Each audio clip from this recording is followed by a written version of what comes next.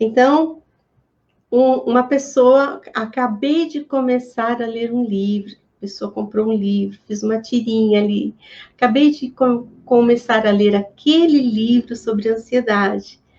E ele comenta assim, estou na página 35. E aí a pessoa que está ao lado dele diz, mas já? Ele fala, já pulei o prefácio.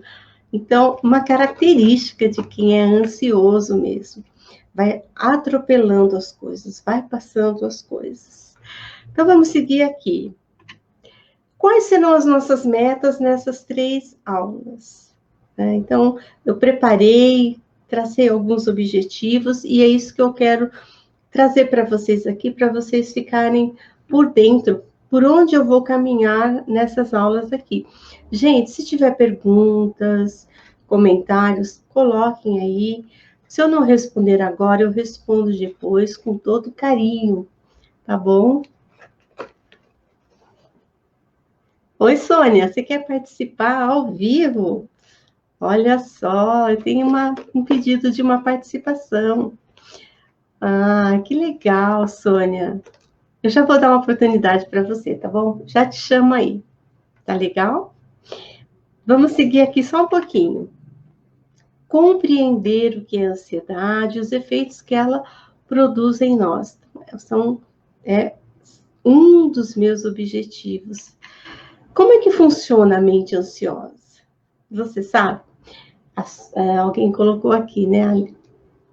A Aline da Cruz entrou aqui também, tá? Então, assim, como é que funciona a mente ansiosa? A gente vai ver também isso. Vou considerar trabalhar com vocês aqui nessa aula, apresentar alguns pontos fundamentais. Pensamentos e sentimentos. Pensamentos e sentimentos geram comportamentos. E eu pretendo dar algumas dicas práticas.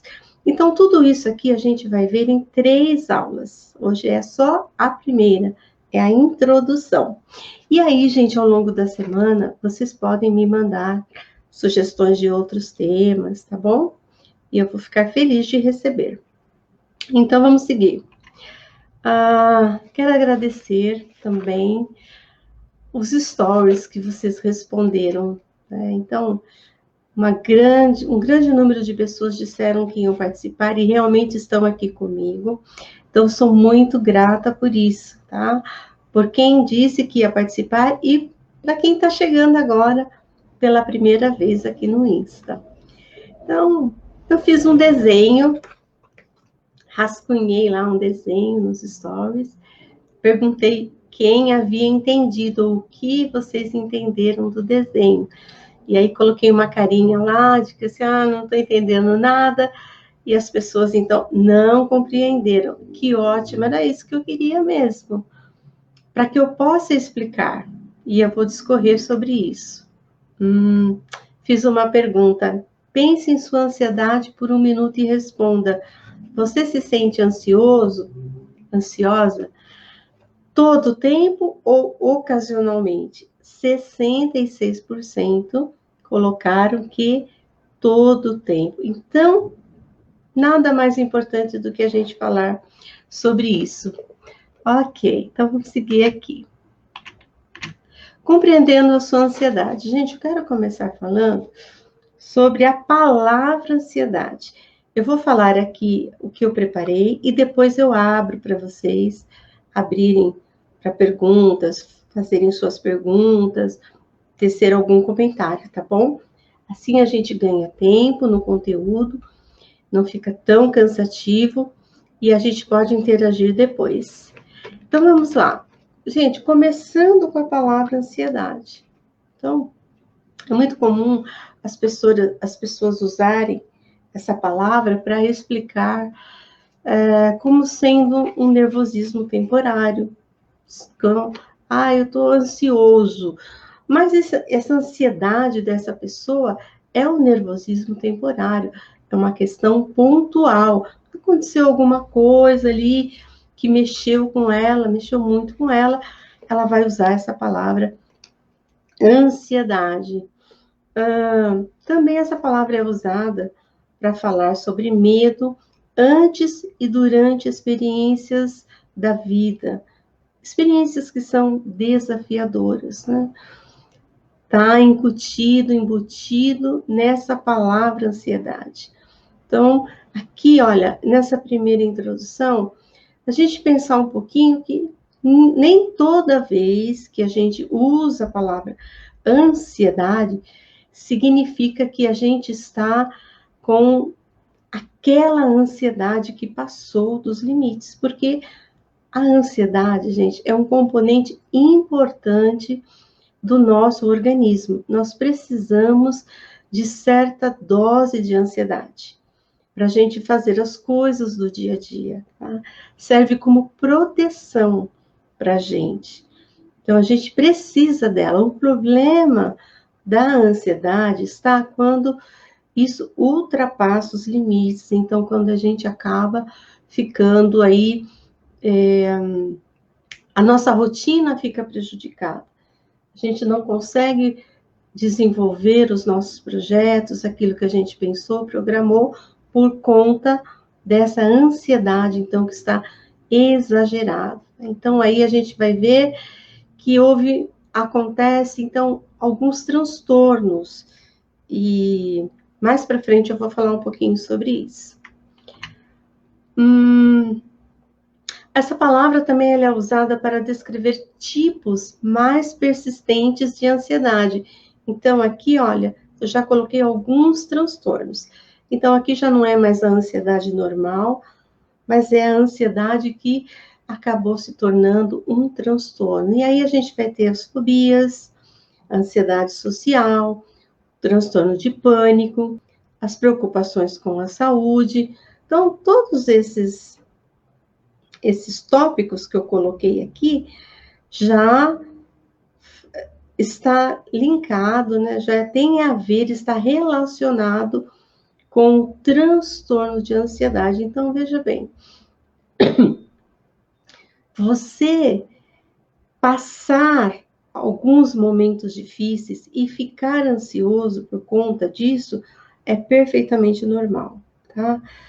Qual é a dificuldade? A dificuldade, então, é quando eu já tenho medo de falar em público, quando eu tenho crises de pânico, quando eu tenho uma preocupação exagerada com a saúde, quando o meu pensamento está muito preocupado com o amanhã, com o futuro, é o famoso e se eu não conseguir isso, e se não der certo. Também tem uma questão ligada com o passado, e a gente vai ver essas coisas todas aí.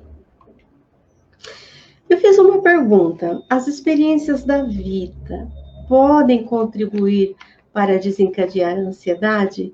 Fato ou mito? E assim, a maioria das pessoas responderam que é fato. E é fato mesmo, gente. Preste bem atenção. As experiências da vida podem sim desencadear a ansiedade. Então, olha só. Algumas experiências. Então, vamos pensar nos traumas, tá? Trauma físico, emocional, acidentes, estar no meio de uma guerra. Isso pode desencadear a ansiedade. Então, não é mito, é fato isso. Pode, tá? Sofrer um acidente de carro, né? Enfim, pode desencadear uma ansiedade. Doenças ou mortes. Acontece, então, um luto, a morte na família. Uma pessoa pode desencadear ansiedade? Pode, gente. Seja por conta do luto, ou seja por conta de uma doença muito grave. Vamos pensar aí, até aqui, nessa questão do coronavírus, né? A proporção que tomou isso, quantas pessoas estão sofrendo muito, muito, muito por conta dessa pandemia, a ansiedade dessas pessoas, então, aflorou. Então, aquilo que era uma ansiedade normal, acabou transtornando. E a gente tem visto isso. Coisas que nos ensinaram pra gente. Por exemplo, cobras vão te picar. Você cresceu ouvindo isso? Olha, o bicho-papão vai te pegar. Isso aí, a gente colocaram lá na nossa cabeça, lá atrás. Nossos cuidadores falaram isso pra gente. E a gente cresceu com isso. Então, entra na questão dos transtornos de ansiedade. Coisas que a gente observa, as notícias, as tragédias no jornal. Isso pode desencadear ansiedade. Então, nesse momento, eu estou compartilhando com vocês que essas questões aqui, essas experiências da vida, podem fazer com que a gente venha, então, sofrer esse processo ansioso, tá bom? Coisas que achamos difíceis de lidar. Fazer uma palestra, falar ao vivo, gravar um vídeo, promoção ou demissão profissional, ter um novo bebê. Tudo isso, todas essas questões podem desencadear uma ansiedade. Então, quando a gente está com o paciente, a gente está na clínica, conversando com o paciente que é ansioso, nós vamos perceber, através da escuta, através da fala do paciente, através das questões que ele apresenta para a gente, nós vamos perceber, então, eu enquanto psicóloga, nós profissionais da psicologia, a gente vai perceber se houve um fato específico que desencadeou essa ansiedade. Então, a gente vai elaborar um plano de tratamento para isso, tá bom? Bom, vamos falar um pouquinho compreendendo as experiências da vida. Quem está aqui no Facebook está vendo o material que eu estou colocando ali. Bom, a gente precisa pensar que nós estamos inseridos, né, num ambiente. Esse ambiente, a gente pode pensar que é a nossa vida. Então, não só o ambiente físico, mas também o nosso ambiente interno, a nossa vida, tá? E aí, a gente tem pensamentos, a gente tem o estado de humor, as reações físicas, os comportamentos. E ali, para cada um desses tópicos que eu coloquei, pensamentos, estado de humor, reações físicas, comportamento, tem algumas setinhas que estão interligadas, sabe? Elas estão interligadas. Não tem começo e não tem fim. Uma se conecta com a outra. Isso para explicar que cada uma dessas áreas é afetada pela outra. A ansiedade, então, ela tem um impacto, essa ansiedade que transtornou, né, que passou dos limites, ela tem um impacto muito grande na nossa vida, em várias áreas da nossa vida. Então, vamos pensar aqui, continuar aqui com a explicação. Não é só a questão do pensamento, tá? Então, eu penso determinada coisa, esse pensamento, vamos pensar aqui, e se eu não conseguir um emprego? Esse pensamento vai alterar o meu estado de humor, né? O que eu vou sentir com esse pensamento? Então, eu vou ficar preocupada, eu vou ficar triste, angustiado. Esse meu estado de humor vai gerar um comportamento. Então, qual comportamento eu posso ter? A partir, então, desse pensamento, desse estado de humor, por conta desse pensamento que eu tive. Então, eu posso aí ficar completamente preocupado e tão preso com esses pensamentos que eu não consigo desenvolver, por exemplo, um currículo, eu não consigo procurar um emprego, porque a ansiedade fica tão forte, mas tão forte, que ela vai atrapalhar essa minha vida. E aí eu vou ter algumas reações físicas, então eu vou começar a suar, as minhas mãos vão tremer, eu vou sentir dores de cabeça. Gente, o que eu estou colocando aqui é que as coisas na nossa vida estão interligadas.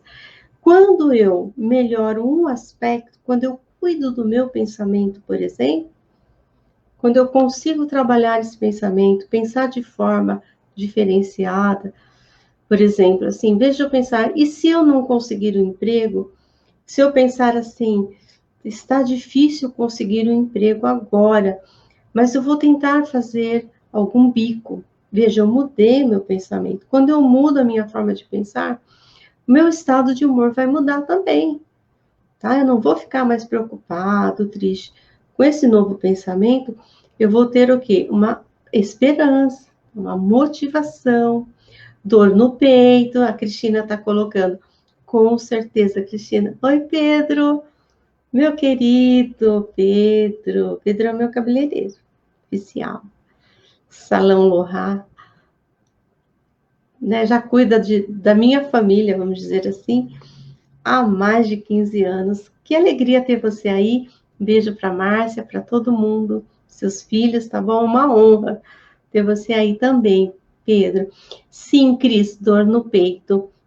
Então, gente, vamos compreender. Vou caminhar aqui para a gente compreender um pouquinho mais, tá bom? Olha só, alguns aqui, pessoal que está no Insta, depois me manda um direct que eu mando para vocês os slides, tá bom? Mas olha só, pessoal que está aqui no Facebook, já já vou parar para conversar com vocês também. O perfil das pessoas que têm essa ansiedade exagerada. Vamos pensar nos pensamentos dessas pessoas. Então, são pessoas, por exemplo, que tem uma superestimação do perigo. O que significa isso? Significa que essa pessoa pensa, imagina um perigo muito maior do que aquilo que está acontecendo na realidade. Então, ela imagina, o pensamento dela começa a colocar nesse perigo que ela está enfrentando, que nem é tão grande assim, mas ela começa a imaginar que aquilo é muito maior. Então, superestima o perigo. Tá? Então, você pode pensar aí, por exemplo, vamos pensar na pandemia, né, gente? Pensar na pandemia. Então, você se cuida, você faz toda a higienização, você usa máscara, tempo todo quando você sai, aí você está lá na sua casa, no seu quintal, não tem ninguém com você ali, mas mesmo no quintal, você está de máscara, mas você está sozinha, ou sozinho no quintal. Tem essa necessidade de você estar de máscara? Não tem. Por quê? Então, essa pessoa já superestimou esse perigo. Uma outra característica do pensamento da pessoa ansiosa é a subestimação da capacidade de enfrentamento. Elas acham, elas não. Deixa eu tomar uma água aqui. Perdoem a minha tosse, tá bom?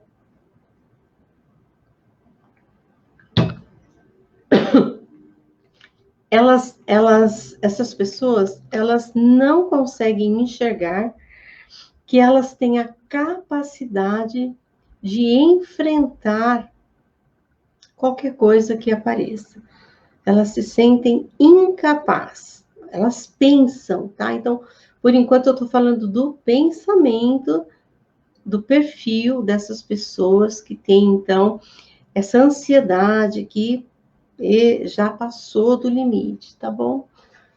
Então, imagina um perigo muito maior, subestimam a capacidade de enfrentamento, elas pensam, gente, elas pensam que não são capazes de enfrentar, tá? Olha o pensamento delas. Vocês que estão aqui comigo no Insta, vocês conhecem alguém assim que tem esse tipo de pensamento? Vocês pensam dessa maneira? Uma outra característica relacionada ao pensamento é a subestimação da ajuda disponível. Elas não confiam em ninguém capaz de ajudá-las. Ninguém tem a capacidade de ajudá-las. Elas não conseguem confiar. Ou então, elas têm um outro tipo de comportamento. Elas escolhem alguém que elas acham que pode ajudar. E aí, gente, elas só querem a ajuda daquela pessoa.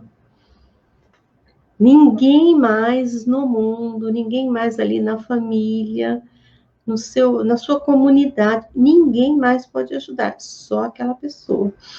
Então, por exemplo, aí eu coloquei aqui, né? Uma mãe que acredita que só a avó, no caso a sua própria mãe, pode cuidar do seu filho. Jamais ela vai deixar a criança numa escolinha, numa creche, porque ninguém mais vai cuidar do seu filho bem. Então, o pensamento da pessoa, tá? Então, é o perfil que eu estou mostrando aqui para vocês. Uma outra característica relacionada ao pensamento são preocupações e pensamentos catastróficos. Então, é aquela mãe, de novo, vou pegar a mãe aqui como exemplo, porque isso acontece muito com as mães. É aquela mãe que pensa que o tempo todo que vai acontecer alguma coisa com o filho. Então, o filho sai de casa, a mãe não dorme. Ela fica acordada a noite inteira, vigiando, porque e se acontecer alguma coisa com o filho dela? O filho já é moço, sabe? O filho já sabe se cuidar, mas essa mãe não descansa.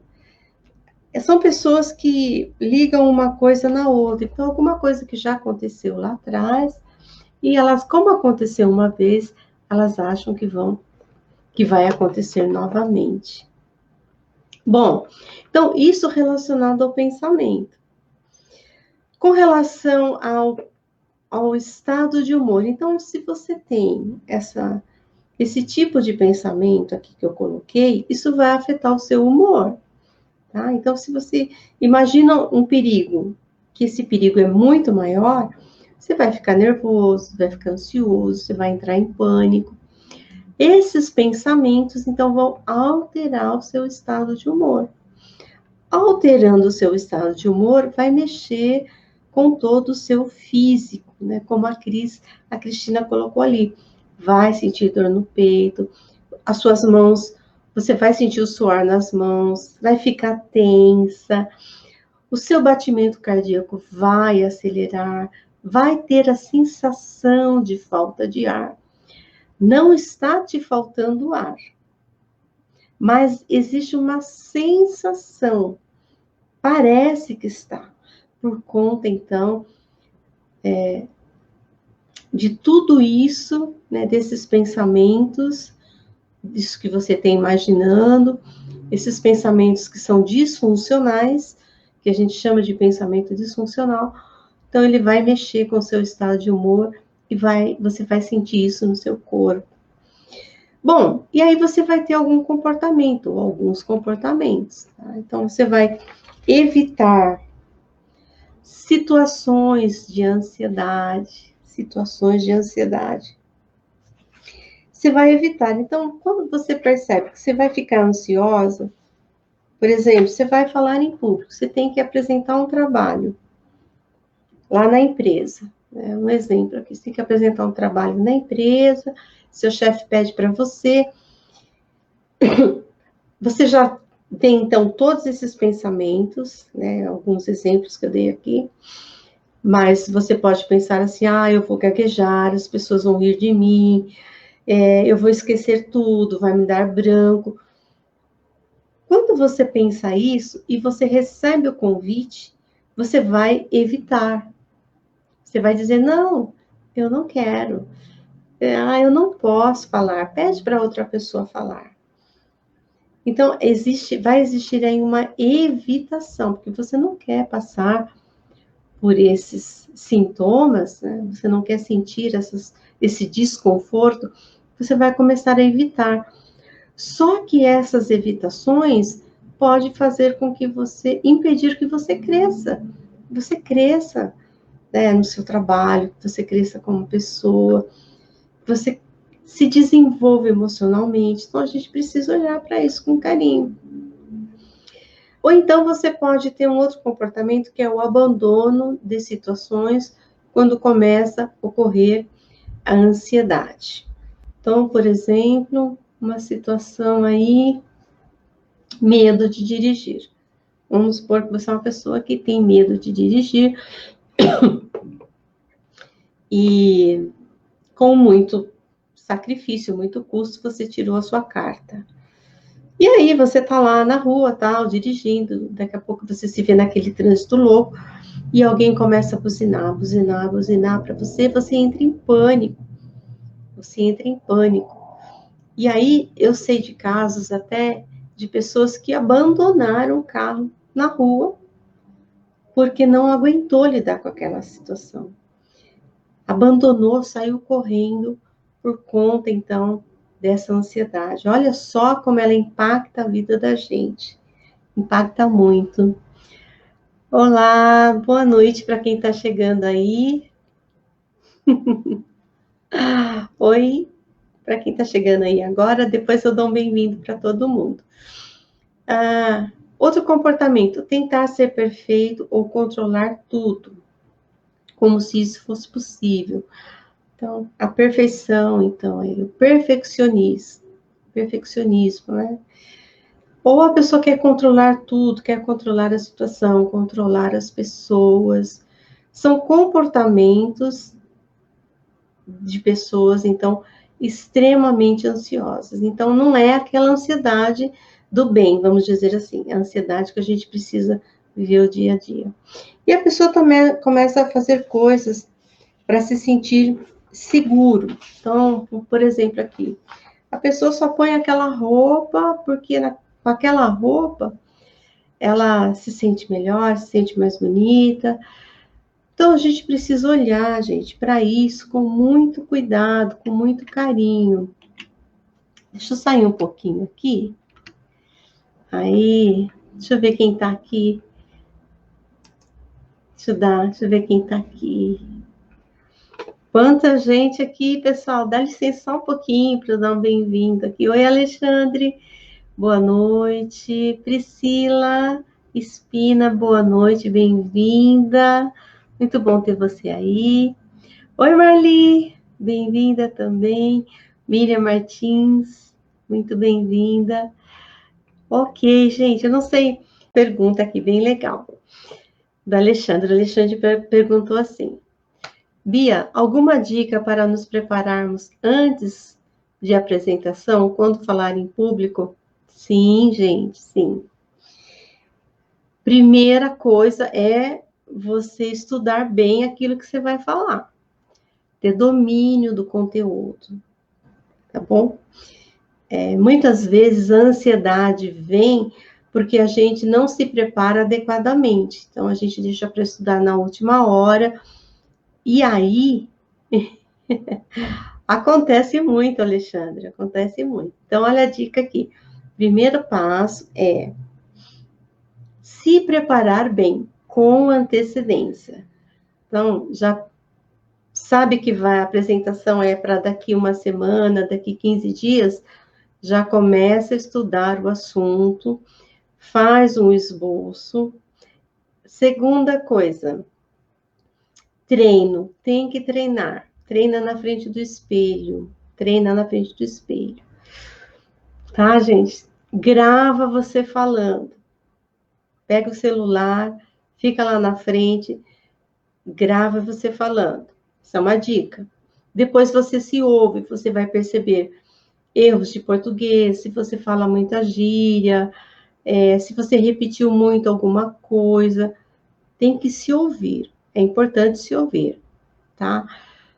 Outra dica, você pode apresentar essa palestra para alguém, né? Você chama um amigo, um irmão, sei lá, gente, chama alguém, pede para a pessoa, olha, senta aqui um pouquinho, eu preciso apresentar um trabalho.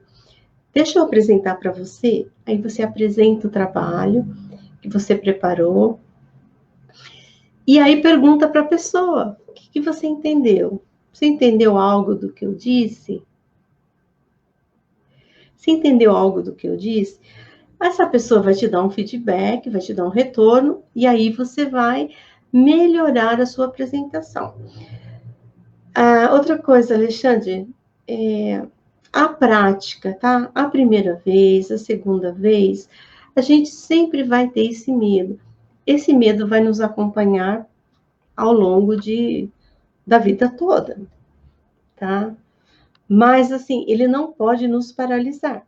Por exemplo, eu estou fazendo uma live aqui, né? Então, existe aqui uma tranquilidade, uma certa tranquilidade em mim? Sim. Mas também existe uma certa cautela, que é um nível de medo? Sim. Né? Então, será que as pessoas vão gostar do conteúdo? Preparei com tanto carinho. Então, existe essa expectativa. Mas eu já estou falando ao vivo há mais de um ano. O pessoal que está no Insta talvez não saiba, mas no Facebook já estou há mais de um ano fazendo lives.